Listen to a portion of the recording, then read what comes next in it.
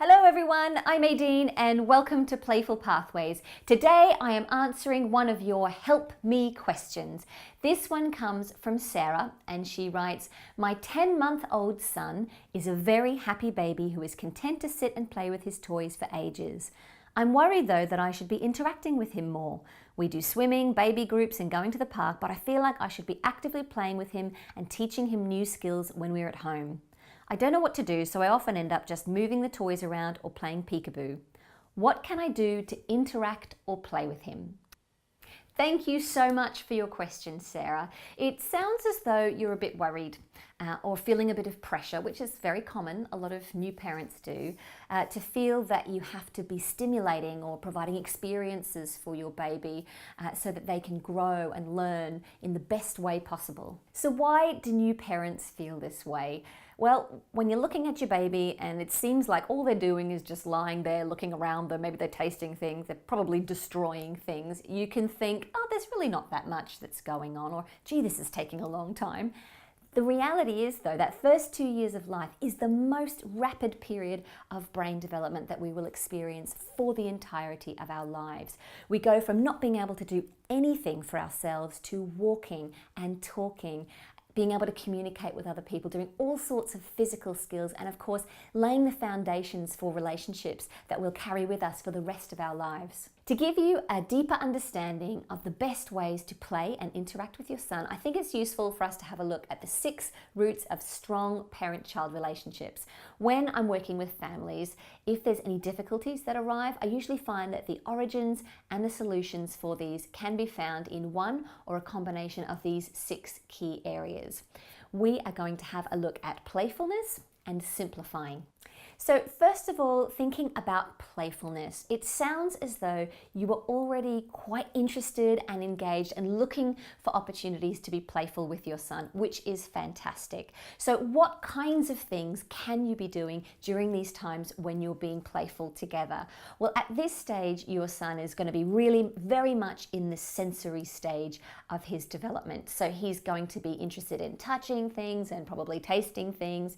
It's going to be about sounds and sights and all sorts of things to do with the senses. So creating experiences, if you want to, that engage with those senses and going where his attention goes. If he's really interested in looking at something, it might be the clouds, the trees. If you blow some bubbles, he's going to be really engaged with that. Follow, let yourself be guided by what he's curious about and what he's experimenting with and exploring, which is really what he's going to be doing. So that might involve music, so playing some music and dancing together, letting him bang on the pots and pans and create sounds for himself, letting him touch lots of different kinds of sensory elements, so that's sand and dirt and water and mud and even Play-Doh or shaving foam, things like that. Just go where his curiosity and his attention is, and then you'll find opportunities to be playful together. And that's because we know that we do most of our learning in all of our skills, really, whether it's communication, our physical skills, our human skills, our relationships with other people. It all happens through play. So that is the way to encourage any skills building for him, is just go where the play leads you. So thinking about simplifying. As I said before, as adults, we think sometimes that we've got to pack our children's lives full of activities so that they can be stimulated and they can learn, when the reality is that children are learning all the time.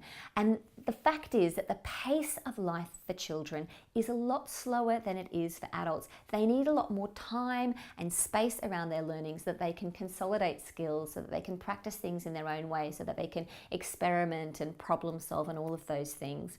You say that your son is quite happy to spend some time just playing with his toys by himself, and I think that's fantastic.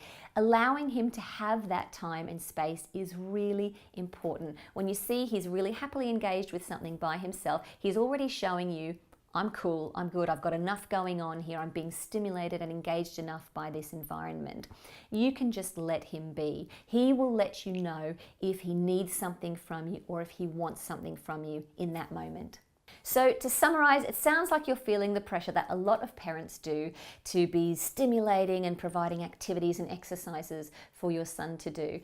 My advice is to go where the play leads him. It sounds like you're already really interested and wanting to engage with him. So when you do that, just looking at where he's at in his development, looking at the senses, how can you follow the lead of his curiosity and his interests and engage with him in those things.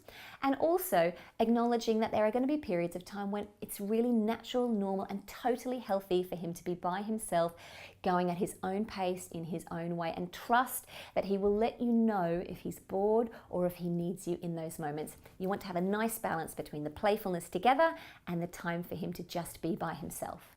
Thank you very much for your questions, Sarah. I hope you found the answer useful. To see more of my videos, then make sure you press subscribe. And if you've got a question that you'd like me to answer, then head to my Patreon page where patrons can submit their questions to me as part of their Patreon membership. Thanks very much for watching, and hopefully I'll see you soon. Bye.